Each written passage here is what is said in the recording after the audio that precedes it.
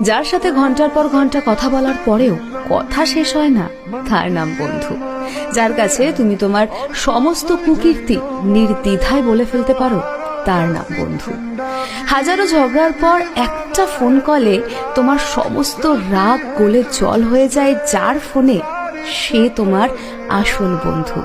আসলে বন্ধুত্ব অনেকটা আয়নার মতন, যার সামনে কোনো ফিল্টার অথবা কোনো মেকআপের দরকার হয় না।